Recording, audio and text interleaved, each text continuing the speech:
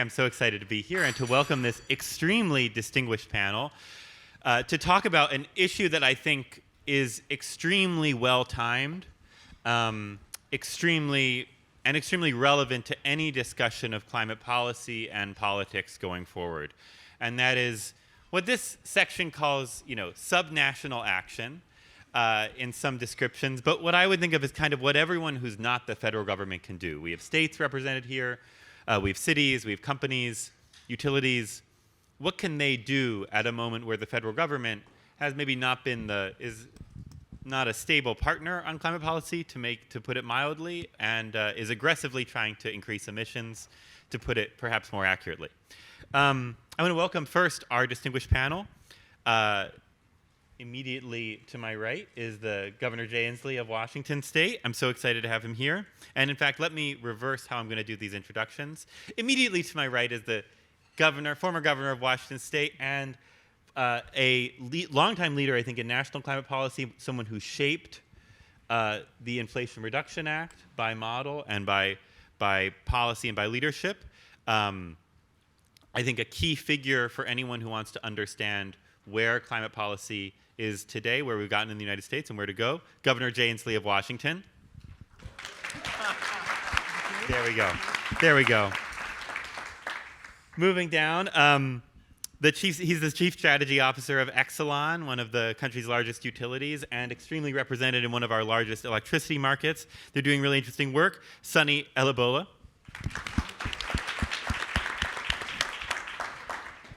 She's a partner general manager of energy technologies at Microsoft, doing some of the most interesting work, I think, on carbon removal, on climate mitigation, on kind of corporate climate policy, and someone who I always enjoy talking to, Melissa Lott.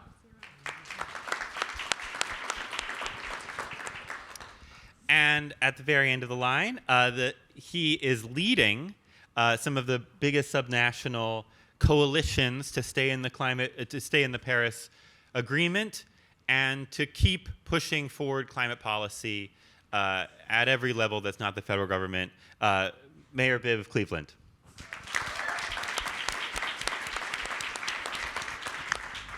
So I want to start here, and I want to kind of turn immediately to Governor Inslee and say, in 2020, you ran on a climate platform in the Democratic presidential primary, and you put forward a set of ideas that I think not only, as I was saying in my introduction, not only influenced the Inflation Reduction Act, but in fact some of the key people who wrote your campaign platform went on to write or influence key parts of the law itself. A lot of the law, or key policies in the law, were recently repealed or affected by the so-called One Big Beautiful Bill Act from the Trump administration. But some of it remains in effect. And we're 6 months into the Trump administration, the second Trump administration, and I'm curious how you're feeling about climate action broadly in the United States and what you think the path forward might look like. Well, first, let me be clear. It's no secret that I ran for president in 2020, but it seemed like one at the time, given how things went. Here's some good news. We're concerned that the felon in the White House is against climate. He's just against me. It's just a personal thing, so don't worry about it. Well, listen, this is it's the best of times, it's the worst of times. It's obvious why it's the worst of times. We saw the things that I championed when I ran for governor, and hats off to President Biden and his team and the Democrats in Congress, who passed the best climate legislation in American history that was profoundly effective. They did a tremendous job. The kind of things that I envisioned when I ran for president became law, and that was a wonderful thing. And to see it at least temporarily, capital T, temporarily sidetracked is obviously painful to us. But I think it's the best of times that we need to focus on a little bit, because I think that's important. I'll come back to this, why it's important. It's the best of times because of what's happening in the world, and that is that clean, renewable energy is the cheapest electricity in America. It is certainly the cleanest. It is producing the most job growth, and that curve is continuing to accelerate. So it took 40 years to produce the first terawatt of clean solar energy in the United States. It took just 2 years to do the next terawatt, and it's going to take 1 year to do the next terawatt. This is an unprecedented rate of technological transformation that is going on that in some sense is unstoppable because of the technological changes, because of driving down the cost, because of scales of economy, because of increasing technological prowess. It's happening all over the United States. I just met a young man who is now drilling 8 miles in the ground to do geothermal. I just met a woman, Kellen, who's now finding a way to make steel and iron that is much less energy intensive. This is the best of times of energy, technological revolution in the history of mankind. And we ought to celebrate that. We understand its pace has been somewhat retarded because of this, but it is an unstoppable direction that we are going on. And that's very important because maintaining people's confidence in our ability to do this is actually the biggest challenge at the moment. So I feel good about it in the sense of things that are actually happening. I'm involved with a group called Amplify Climate to amplify this message and working with several others. The sky's the limit.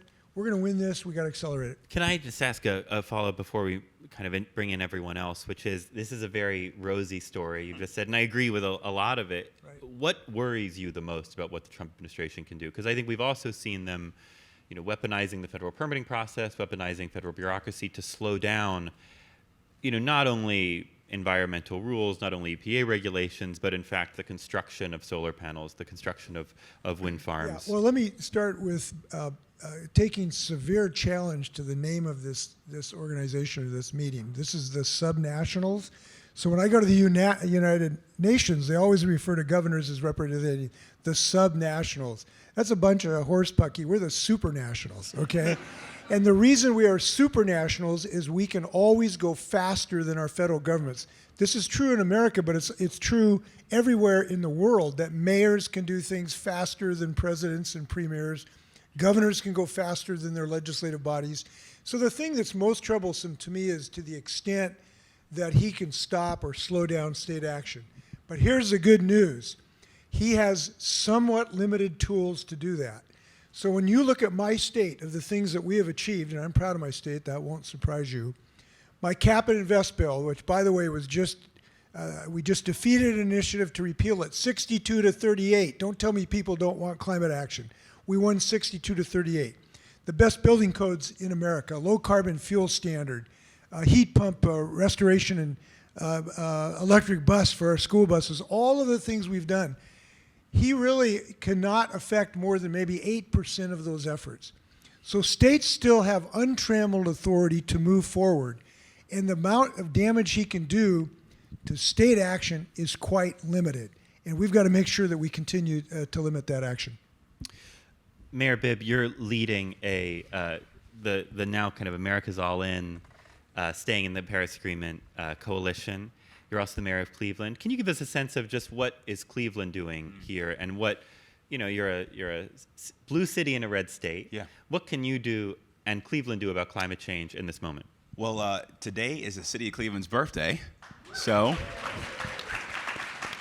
229 years of greatness, and Cleveland has a storied history as a leader in this fight to address climate change and advance environmental justice. As the youngest black mayor in the city's history and the second youngest mayor in the city's history, one of my heroes is the late, great Carl B. Stokes. He was the first black mayor elected to lead a major American city. And so as we sit here in Chicago, Harold Washington wouldn't have been elected without our mayor, Carl Stokes. And Carl Stokes probably didn't campaign to be a climate mayor in 1967 when he got elected. But our river caught on fire in 1969. And when that happened, he did a nationwide pollution tour talking about the importance of clean waterways in cities like Cleveland, Ohio, and Detroit, and Pittsburgh, and the list goes on. And because of that advocacy, we created the Clean Water Act, which then led to the creation of the EPA. So I have a moral obligation to keep that fight alive in my hometown. So a couple things we're doing. This is the Cleveland era. Cleveland was once considered America's first Silicon Valley because the world's first billionaire, John D. Rockefeller, started Standard Oil in Cleveland, Ohio. And so we fueled America's first industrial revolution, and we're going to do it again right now in this moment. So the first thing we're doing is we are leading an effort right now to do a $5 billion transformation of our waterfronts in Cleveland, all focused on climate resiliency and bringing good-paying jobs back to the urban core. The second thing we're doing is we're saying no more to redlining neighborhoods. We have to green line historically black and brown parts of our city. And so as we were once a walk-to-work city in the early heights of the Industrial Revolution, when folks from the South came to Cleveland for good-paying jobs in the auto plants and the steel mills, those jobs went away. And so we have 1,000 acres of vacant brownfield land in the city. So guess what we did? We cleaned those 30 sites, and now we have spun out a fund called the Site Fund for Good Jobs, and we're converting 1,000 acres of brownfield vacant land into shovel-ready job sites to attract and retain good-paying jobs back to the urban core. And the last thing I would say, we can clap for that. There we go. There we go. And the last thing I would say, and every mayor I talk to has this point of view. We have to stop talking about this issue like we are living in an ivory tower. Climate change is about cost of living, it's about public safety, and it's about how we make sure that the benefits of this green energy revolution are broad-based. And so we as mayors and as governors have the best ideas and solutions to solve these problems, because if there's anything I learned over the last 6 months, Washington ain't coming to save us. We got to save ourselves. That's for sure. There's so much there, and I want to get back to it. But first, I want to bring our other two panelists into the conversation. Sunny, can you talk a little bit? Exelon's one of our country's largest utilities. It owns a number of direct distribution utilities. And I think the role of utilities is so, I realized, first of all, I've failed to introduce myself. So hi, I'm Robinson Meyer. I'm the founding executive editor of Heat Map News. We're a publication that covers climate change and decarbonization, and kind of what we call climate change for the real world, which means, to bring it back, which means we cover utilities, we cover natural gas markets, we cover solar and wind markets, because we know that what's happening, if you care about emissions in the United States, you do actually need, and you care about decarbonizing the energy system, you do actually need to understand what's happening in natural gas markets. And you also need to understand what's happening with solar tariffs.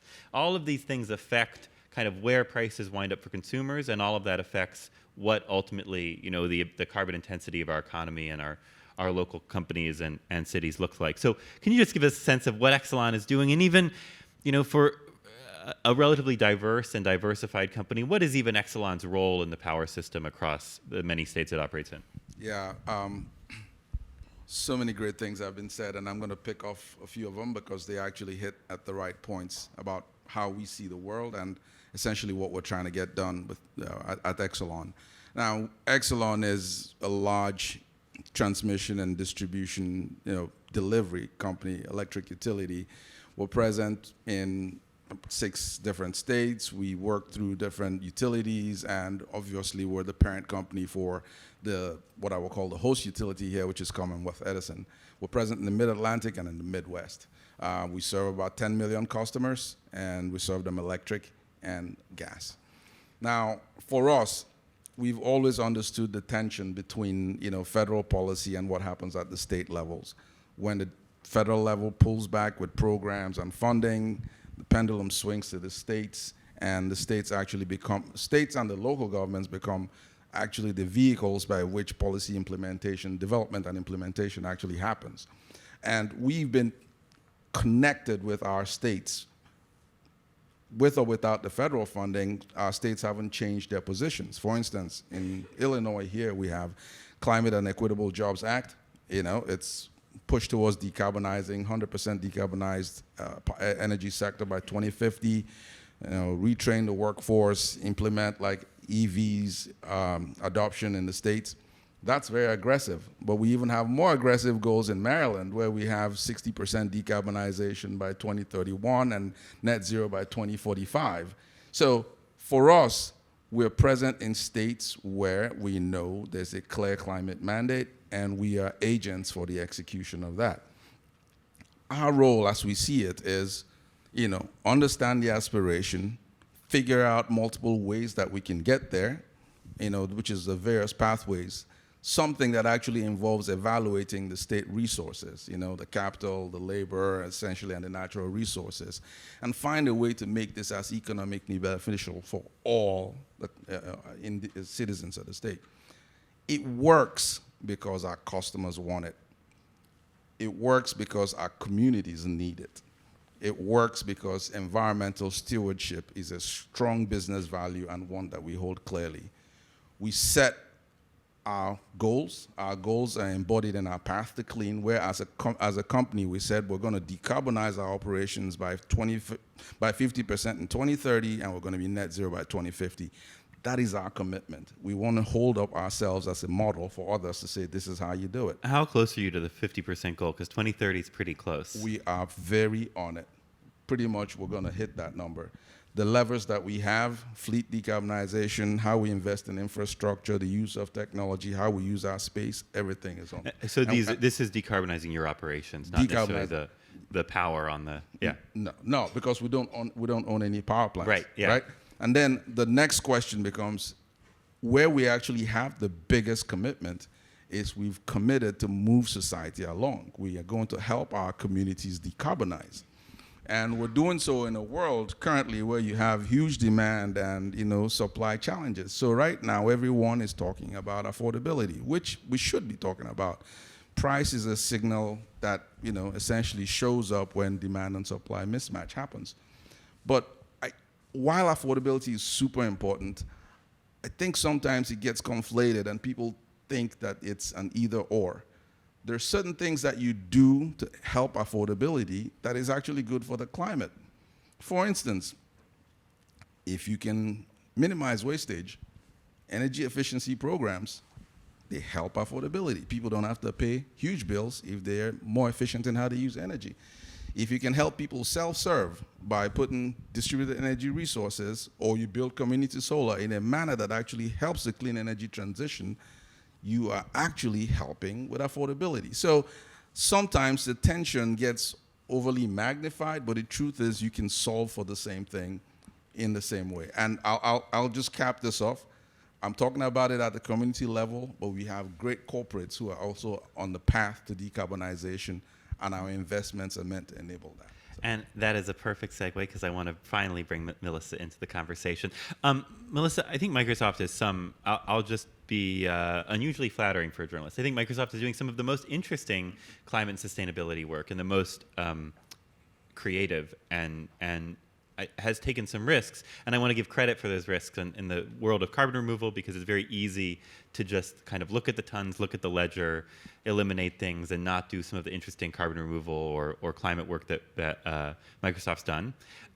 This now ends the part that I will be flattering, and I will return to my skeptical journalist role. But I'm ready, Rob. Let's but go. you have to buy. It's hard when you have to buy credit. Can you just give us a sense of how Microsoft approaches its climate goals, and what it sees as its role in a world where the U.S. isn't in Paris anymore, but where, for instance, Washington State, where its headquarters are, very much wants to remain in Paris and is still in Paris in some respect? Yes, I'll just say first off, the big thank you to a lot of that efforts goes to someone who's in the room, Brian, my colleague in the back. I definitely will not take credit for the huge team that works on this. And I think that's part of the point. I know it was a major motivator for me to leave my job as a tenured professor at Columbia and move over to a corporate world, which is where I started my career. But then I spent 20 years advising governments on how do you practically get to your goals. And I think that's a big part of this conversation is what are the goals? There are different sets of goals and different social priorities in each of the communities that we engage in as a company. And so the question is, okay, as things change, whether it's through elections or something else, I ask myself, because I lead tech innovation. So I'm all about technology tools that will get us practically to the set of goals that we have as an company, which Rob, I can talk about a little bit. But okay, which tools are still in my toolbox for this region or this region? How does that change over time? Where are my risks? Because what doesn't happen, I joined October 28th. That was my first day at Microsoft. My job has been full bore towards our sustainability goals every single day since then. So how do I get technologies that are almost there, but not quite, actually into the system. And what's an example? So we have different examples of this. So I'll talk about the things that we more directly control, because I'll let Sunny talk about the things that we are partnered with and so grateful to have, our grid-based electricity and all the things that come with our utility partners. But one example is, so Microsoft has a commitment to net negative. How many of y'all are aware of that one? I don't know about y'all. When I saw that come out in 2020, I was like, dang. Okay, so the point is, Microsoft is committed to not only go to net zero and then net negative in terms of its emissions, scope 1 and 2, but also to offset every bit of legacy emission back to its founding, which was 50 years ago, before I was born, okay? So to me, as an engineer and a scientist and innovator, that is really exciting, because that gives me a whole set of tools that I can implement. But one example is, so we have to supply our customers with what they need from our data centers. That's why the data center's there, to serve customers. And there's some customers that have really strict requirements. There's some people like me who have less strict requirements on the services data centers provide. But we have to supply the service they need, but we have to do it in a way that's in line with our goals around net negative. But also, we have a commitment to be diesel-free for backup generation by 2030.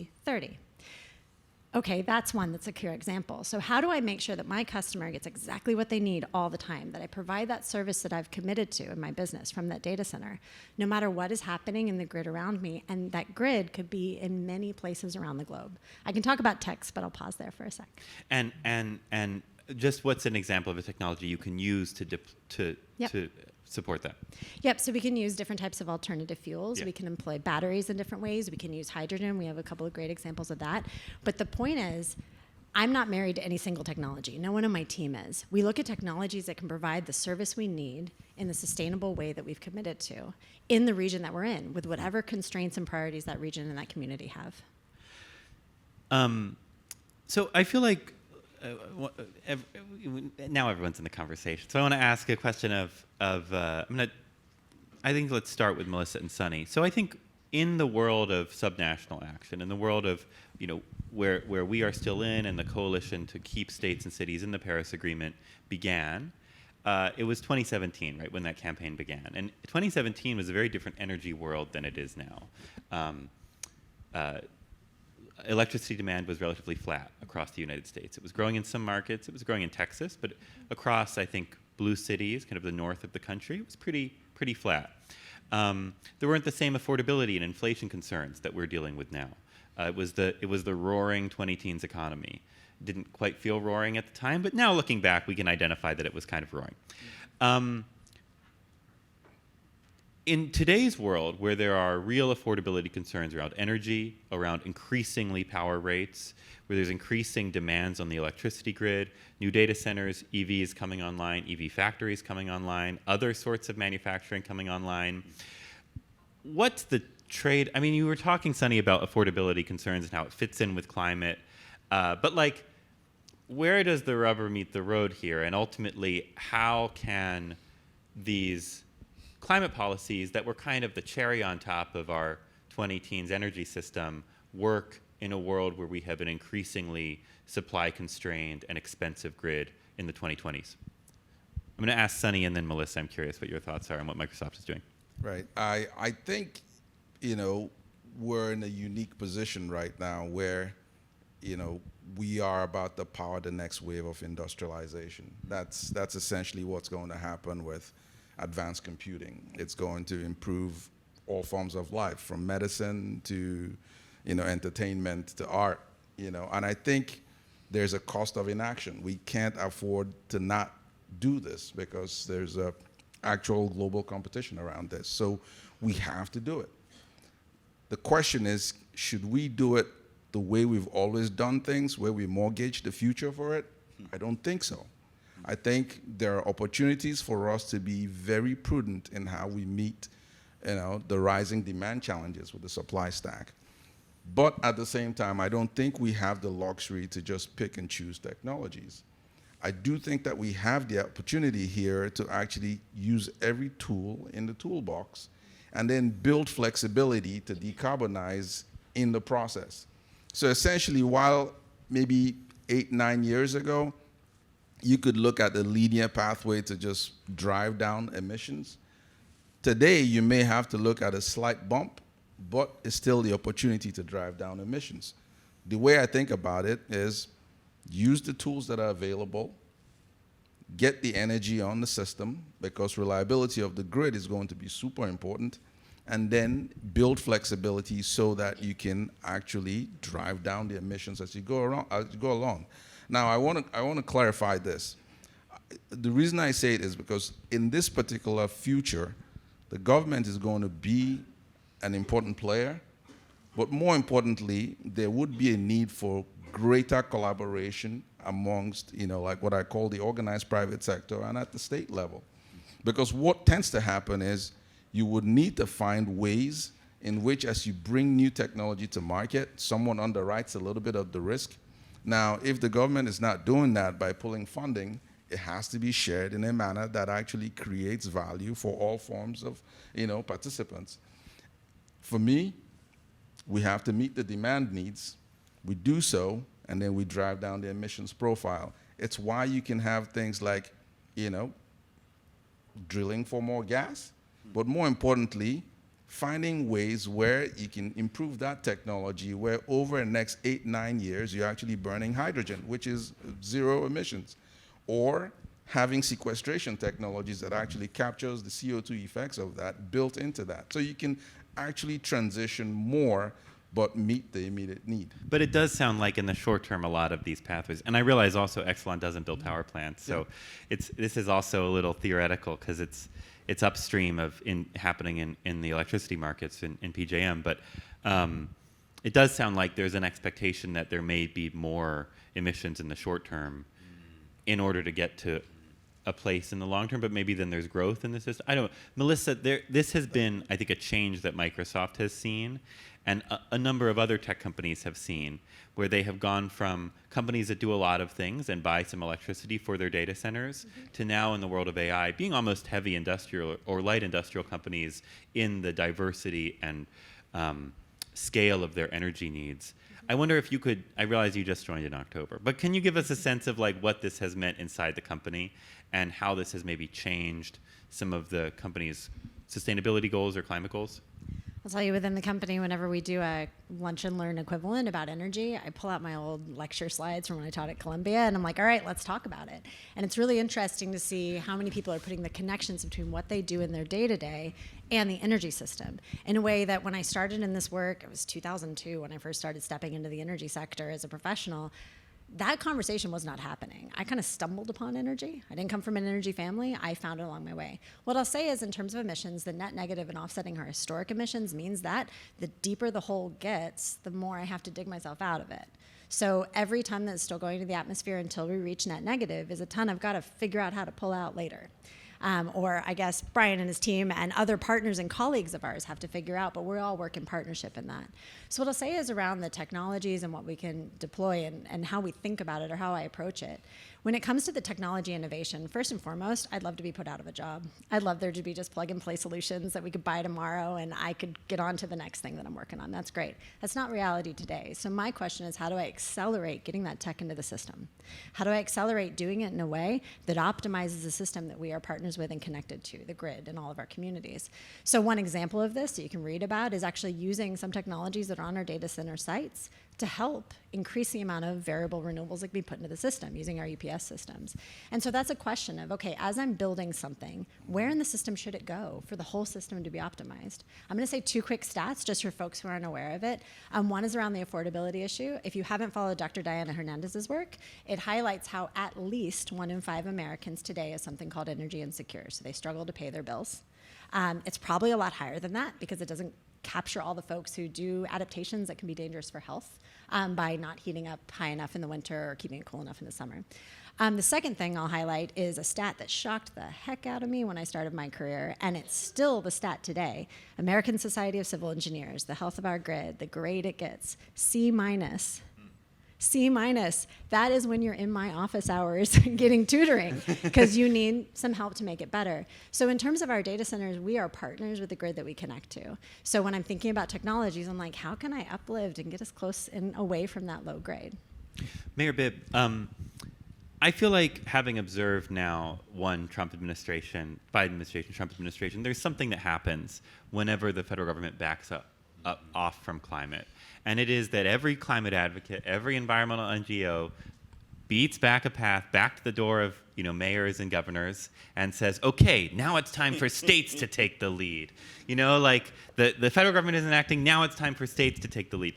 And I'm a little worried that there's lots of good things that states can do, but it does mean that at the very moment where the federal government has backed off some of the protections or responsibilities that it might take on under a Democratic administration, local Democratic officials are left talking about climate change and left kind of talking about these airy concerns. And so, which isn't to say they're immaterial, but I think you were beginning a criticism that often when we talk about climate change, it can be quite remote or quite framed in a way that is inaccessible to the actual concerns and daily concerns of voters. So I wonder how you're navigating this and what path do you think Democrats should take over the next 2 or 3 years as the Trump administration backs off climate? There's going to be a ton of energy and enthusiasm for local Democrats to do things. Like, what should Democrats actually do? Should they go as hard on climate as maybe some environmental advocates want? I think it really speaks to how we frame and talk about these issues to the American people. One of the things I love about being a mayor is no one gives a damn that I'm a Democrat in Cleveland. Here's what Clevelanders want.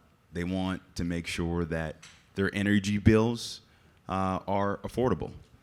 Cleveland is one of the most energy-burdened cities in the country. They want to make sure that when we call 911, the police show up on time and respect their rights. And so I don't have the luxury of inaction. And when it comes to the issue of how we talk and address climate change, I was chair of Climate Mayors last year, and it's a great organization because we are at the local level, on the ground, fighting the good fight, despite the chaos coming out of D.C. But last year at our retreat in Miami, there was a poll. And in the poll, it asked Americans if they knew anything about the Inflation Reduction Act. Nearly 70% of Americans had no idea what the hell the Inflation Reduction Act was. Do you think? But when pollsters asked them, would you be in favor of legislation that lower energy costs? Broad-based approval. Would you be in favor of a bill that created tax credits to buy more EV vehicles? Broad-based appeal, right? And so there's that chasm where we pass great policies, and then we go to towns like Cleveland, Pittsburgh, Detroit, and Tulsa, and we forget how to talk about the success and impact of these policies. Or we'll create so much red tape where process becomes an impediment to prosperity, where we need to get everyone's buy-in, build all this trust, but the building never gets built, right? And so we have to find a way to really tackle those barriers with this work at the local level. When you talk about the IRA not breaking through, but voters being very supportive of policies strikingly similar to those passed in the IRA, do you think that's because the IRA was framed as climate policy by journalists, by some politicians? Obviously, it wasn't in the name, but it was how a lot of people talked about it. Or do you think it was, and let's put it bluntly, the previous president had some trouble communicating and was not able to break through and was not able to maybe do the level of full court press that I think earlier Democratic president could have done? All of the above. We framed it as Bidenomics, which made no damn sense. With all due respect, because I'd say former President Biden did the most for American cities and America's mayors probably since any president since FDR.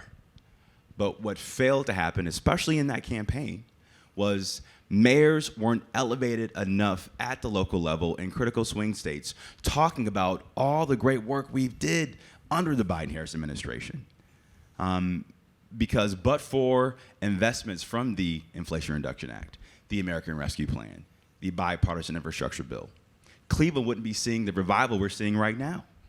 And so that's where the disconnect has happened. And I would also challenge the mainstream press in this conversation as well, too, because for so much of the mainstream press, it's all about what's happening in D.C., not what's happening in our cities at the local level, because there are a number of amazing mayors who are great examples of this work happening effectively at the local level, but no one's talking about it in the mainstream press, except for you. Except for Heat Map News, exactly, which you can find at heatmap.news. Well, I'm gonna refrain from launching into a soliloquy about the end of local news and what a tragedy it is for the American Republic, because I totally agree with you, actually, but there's market-based reasons why it becomes very hard. And I want to turn to Governor Inslee and ask, you were successful, as you were saying, in passing a lot of state-level policy. In some cases, it took multiple bites at the apple, but you did get there.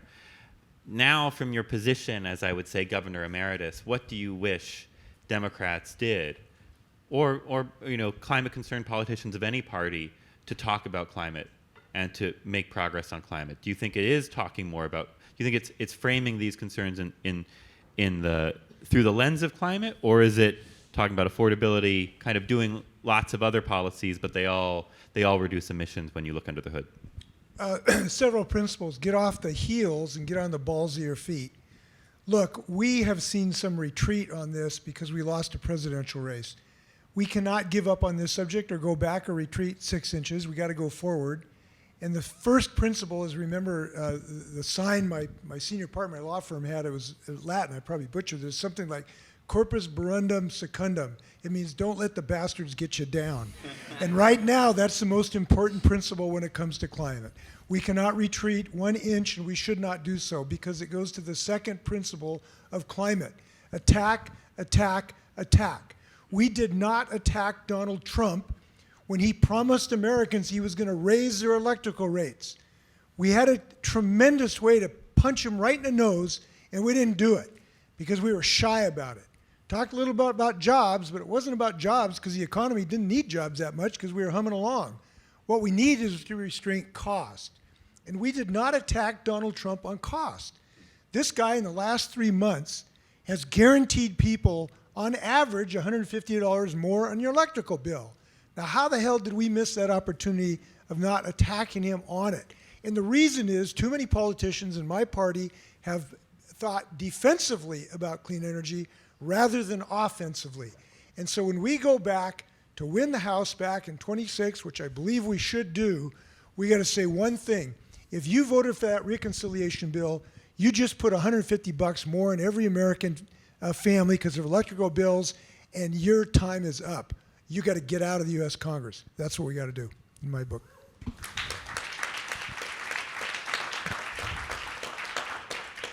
We're going to go to questions in a little bit, so just start thinking of the question you may ask. And as I sometimes remind panels, this isn't an academic audience, which is great. So I think everyone knows this. But a question is an interrogative that ends in a question mark.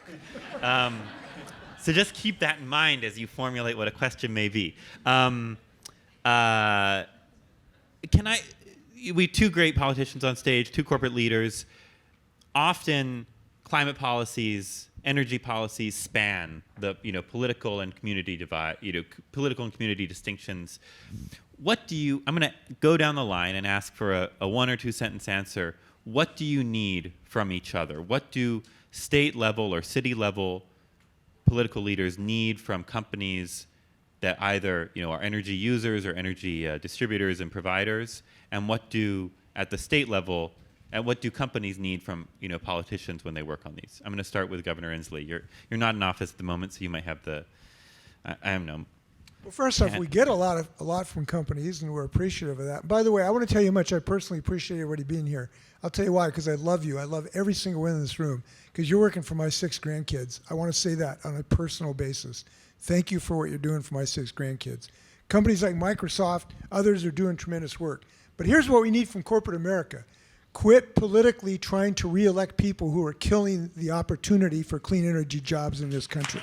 Okay? Quit helping them. And I know they got other issues and they like low taxes and everything else, but if you want to have an economy, you have to have a healthy planet. And we need corporate leaders to start to put a priority on this issue when they make electoral decisions. That's what we need. I think you need grassroots activation. And for us, we've thought about it, and we said, listen, just make sure that our communities are coming along in this challenge. Exelon established the Climate Change Investment Initiative. It's our program, we call it 2C2I. We've looked at over 700 potential companies. We've invited over 140 of them to come. We're in our 6th year right now. We invited over 140 or so of them to come for pitch day sessions. We've made investments in about 37 or so of those companies. Every year we invite them into a cohort, and these are very driven entrepreneurs.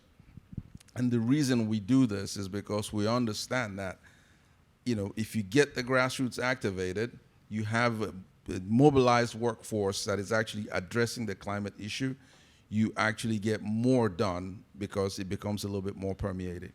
And when you say activate the grassroots, do you mean that you need, if you want to build something or you want to have something constructed in an area, you need kind of the political protection from that? You need the community support? These are small companies, startups, very little. Our investment is such that we give them, a nominal amount of money, usually less than $1 million, but we pair them with a liaison, which actually advocates for them and teaches them how to build their business. The first thing we do with them is to actually introduce them to the CEOs of our local companies, where we find a local initiative that they can essentially address climate change, with their product. We show up on their balance sheet. We show up on their customer's bill as we use their product and we're invested in them, and we actually give them the platform to succeed. So what we've done here is we've started to continue to build this cohort of folks, and a lot of the small startup companies have actually done great things, which I can talk about, but I see your signal, so. Melissa. I'm looking for partnerships, I'm looking for effective communication, and I'm looking for solutions-focused conversation. So we're doing something that is transformative. We look at the history of energy, that's the world I sit in every day. We have added a lot of energy resources, but we haven't had a transition like what we're trying to do. So okay, given what we're trying to do, how can we partner together? Because one company is not gonna move this whole thing forward. In an effective way where we effectively communicate, what do we need? What do we need to see? What are our priorities? And then how do we get to a solution? So biggest pet peeve when I was teaching was list out all the problems and stop there. Understand the problems, understand the challenges. I would get way more sleep if this wasn't hard, but I'm focused on the solutions. Given that I understand the problem, now where do I go? What's the practical pathway forward? Those are the things that whether it's a small company or a startup, a large established company, a partner in any part of the job that I do, those 3 things happen and magical things happen on that table. Invest in Cleveland. There's a local politician. No, but all kidding aside, co-build with America's mayors. Mayors have innovative ideas, solutions, and we have the right buy-in in our cities, in our communities, to co-build with the private sector to get the job done and meet the moment. Thanks so much. Let's go to questions. We have mic runners going around, so let's start up here in the front. Thank you so much. My name is Clara. I'm with Public Citizen. Jay, I love you too so much. You have been such a hero, and I wish that you would run again. And anywho, I have a question, and this may be scuttlebutt, but I heard that Microsoft was inadvertently funding oil exploration in supporting oil companies in their AI search requests, and that it goes beyond, the commitments to reduce scope 1 through 3, but there's now beyond scope emissions that are, potentially ginormous that Microsoft and other data companies are supporting.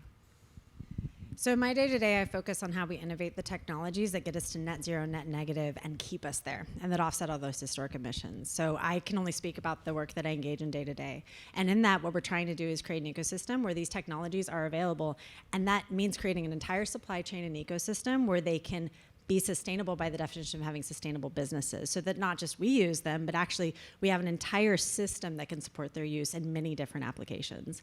And so that's where my work focuses.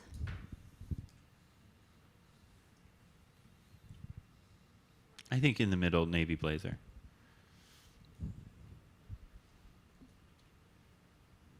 Thank you. Hi, everyone.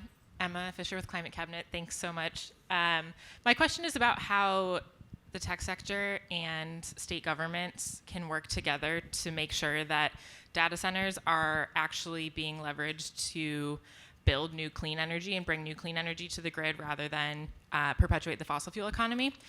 So I'd love to hear about how you think we can make sure this moment advances clean energy and does not expand gas through things like, and what we do in cases of peaking demand to make sure that all these resources fit together. Can I say states and mayors? Because I want to hear the answer. I would like to hear y'all's thoughts on it. Well, they can do a lot, and they have done a lot. You think about it, Microsoft that came to the assistance of the maintenance of our cap and invest bill, which creates a mechanism to create a pool of capital, $3.5 billion, that can be used to generate clean energy sources that then could feed data centers. So what I would say is that the corporate support for policies broadly that want to adopt clean energy assist in their data center challenge. It doesn't have to have data center over the door to make it important for them to support those policies. That's what I say would be number one. Number two is creating the technologies that can actually do that. But number three, and this is a hard thing. I understand corporate leadership has to respond to different needs. But you have to be willing to stand up to the boneheaded, chucklehead idiots who are dismantling the policies to help you solve your problem, which is to get energy for your data center. And you have to be willing to stand up to that facially and confront it. Otherwise, we are not going to build these sources. I'll give you an example. We need the Bonneville Power Administration to develop God knows how many miles of transmission to feed the data centers in central Washington. But Donald Trump wants to fire 20% of everybody who works at the Bonneville Power Administration. Not going to be able to build any more transition.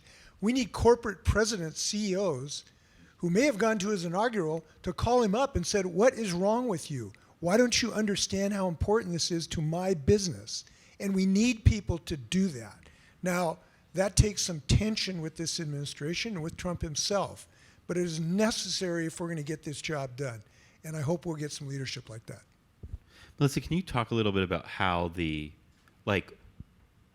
in terms of Microsoft building a new data center, both how does the internal carbon price work, and also what kind of resource availability are you looking for now? I mean, is this because it's more than Microsoft. I think the data center boom is happening from both the large, increasingly industrialized tech companies and also a new wave of speculative data center developers who are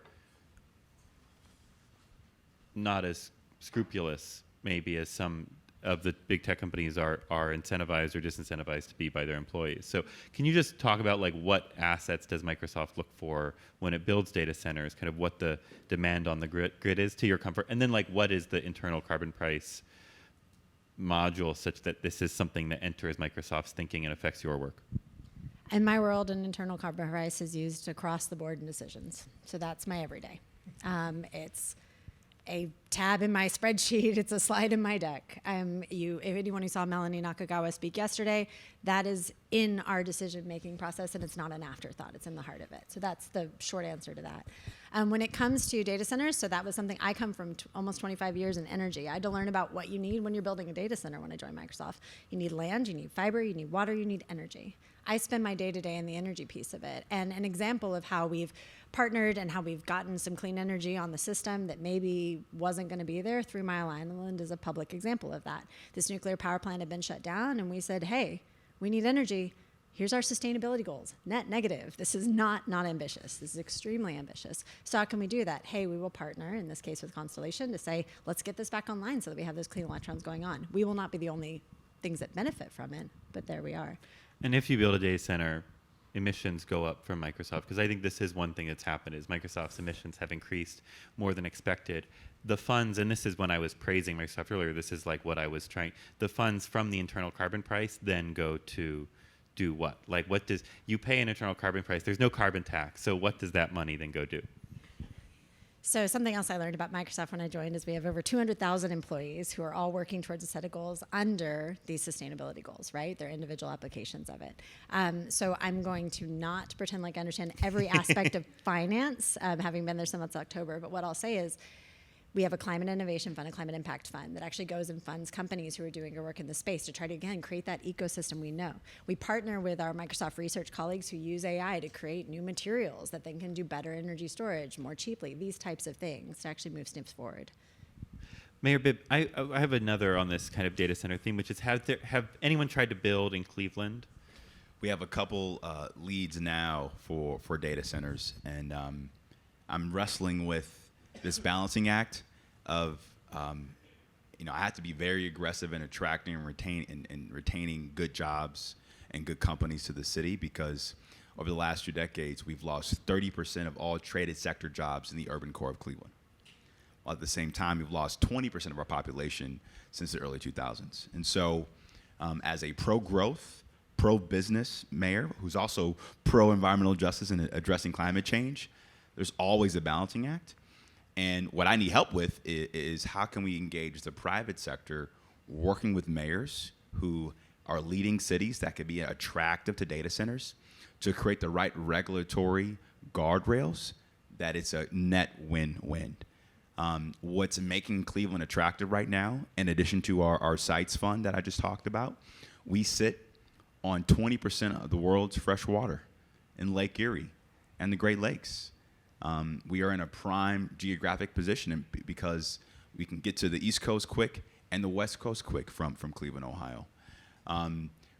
We are growing our industry expertise in healthcare AI, because at the Cleveland Clinic, we take care of the sickest people in the world, and we're also home to the only quantum computer dedicated to healthcare and AI.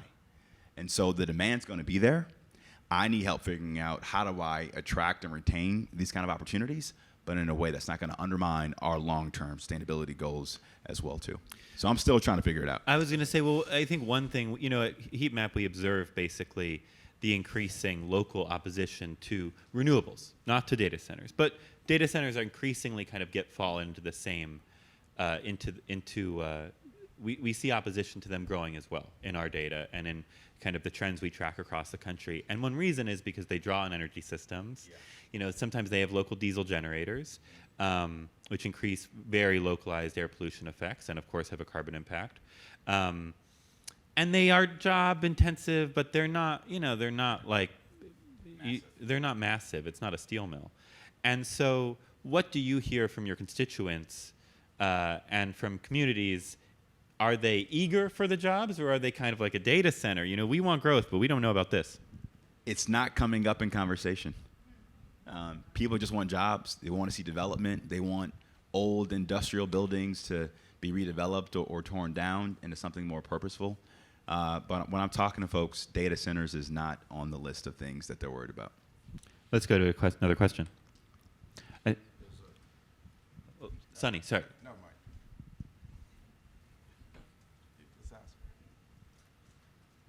Yes. Hello, Ayana Simba with the Illinois Environmental Council. In my work, I work directly with the city of Chicago and their council, and so I know Cleveland doesn't have 50 aldermen, but has 16. So I'm curious, with what will fall out from the federal government, how are you planning to talk to your city council as well as the public when it comes to budget season, and how do you talk to them about still prioritizing climate issues while also recognizing the fiscal realities? Well, we're lucky to have a city council that really shares my vision as mayor about the importance of addressing climate change and advancing environmental justice in our city.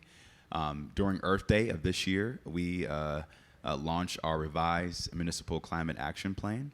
And so when I took office, we created a brand new Office of Sustainability and Climate Justice. And already we're on target to decrease our emissions by 2030 by nearly 67% and achieve net zero by 2050. So we have a good plan in place with scientific-based targets to get there. What's also unique about the work we're doing at City Hall is I meet quarterly in my office with every climate leader and activist in the city, from the Black environmental climate activist group to labor unions.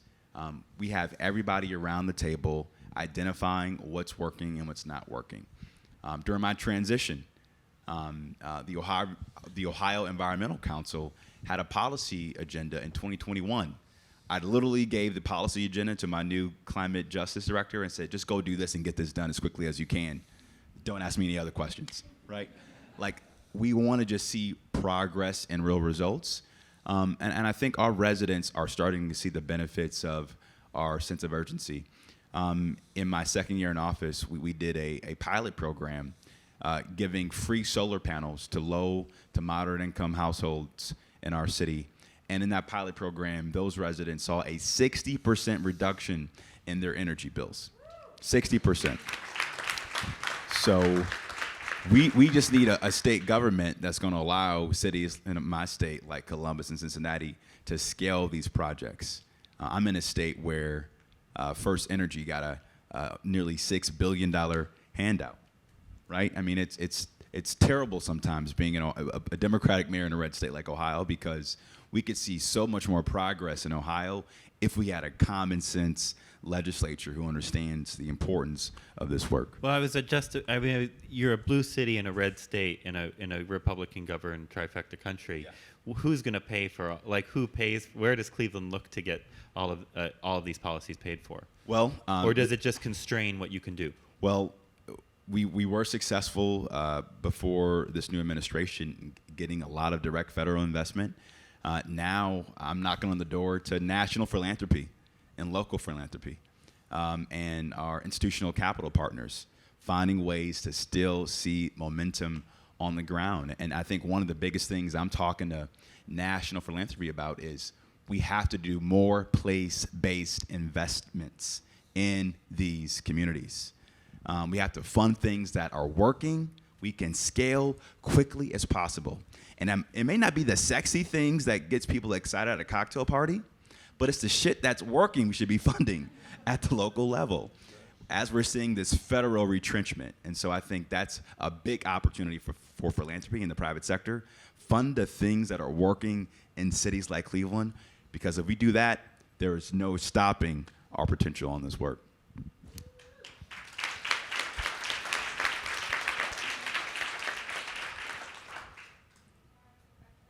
One last question. Hi, all of the global leaders are talking about the fact that there's no way that we're going to solve the climate crisis without private capital. That's going to be a key. And with the success of the Inflation Reduction Act, and now it's being phased out, what are some of your creative thoughts around policies that could be perhaps enacted at the state level that would retain a lot of the investors that are really interested in investing in clean energy? Well, I would suggest all you have to do is come to Seattle and spend a couple days with me if you're a governor, and I will set your state right. Because all you have to do is embrace the Washington Plan. And the Washington Plan is shown to be spectacularly successful in reducing electrical energy costs, increasing jobs, and reducing pollution. What's not to like? And that's the whole portfolio of a cap and invest bill, which I would highly recommend. A lot of people think that's a long pass, but it's not, because it's work. I'll show you how it works in my state. I'll show you how it's incredibly popular in my state. And we need more governors, more state legislators to think a little bit on the balls of their feet, moving forward on that and other more aggressive standards. These things work. We got to understand we can't swallow our enemy's poison, which is that somehow these policies increase prices for energy. In fact, they decrease it, because solar and wind and advanced batteries today are less costly than fossil fuels in 90% of America. So we've got to be more aggressive. These policies work. Come to Washington, and I'll show you.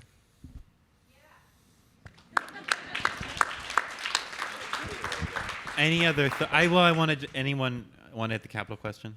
I'll just say one of the things that I've seen be very effective in terms of advancing conversations around case study communication and education. So I've got questions, who do I go to? And so we have many academic colleagues who are here who are trying to fill some of that gap, but in terms of states, communities, companies, utilities, it's like, how do we share what we've learned through this process? Because we've come a long way in the past 20 plus years when it comes to investing in an energy transition. We've learned things along the way, so communicating is important and powerful.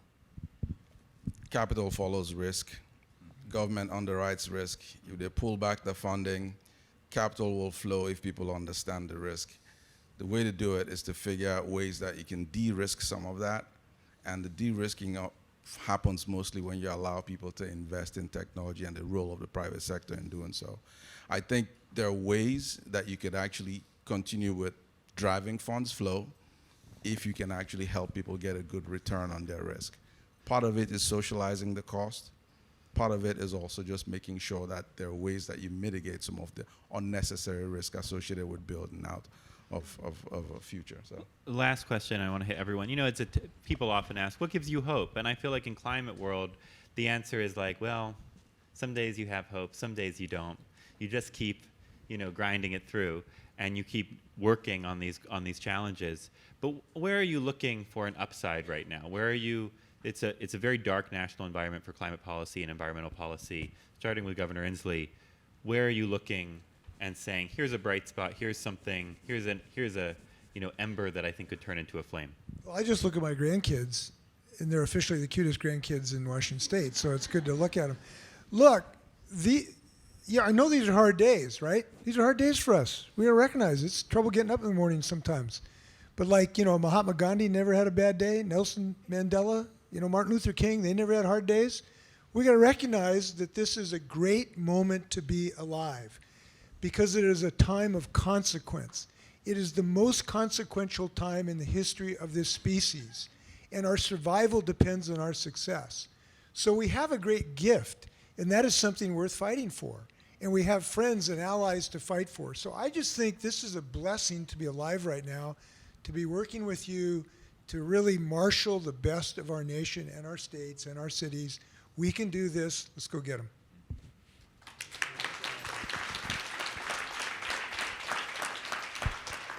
there's a good understanding of the challenge. There's massive proliferation of knowledge and intelligence, and people are coming together under the right cause. So I think that gives me a lot of hope. Find inspiration from the people in these rooms, from the students I still work with, and from the colleagues that I work with who are all focused on these things and are building solutions that, quite frankly, 20 years ago felt like some kind of science fiction novel. And now I'm seeing them operate. And I'm like, wow, what can I do in the next 5, 10, 20 years? I bet I'm underestimating the impact we're going to be able to have. I'd say the collaboration between states and cities is unparalleled. Selfish plug, as co-chair of America's All In with Governors Newsom and Pritzker, we are doing so much collectively together that I think the state-city partnership will be the thing that saves America. We're gonna have to leave it there. I want to thank my distinguished panelists. Thank you so much, and thank you to Aspen for hosting us.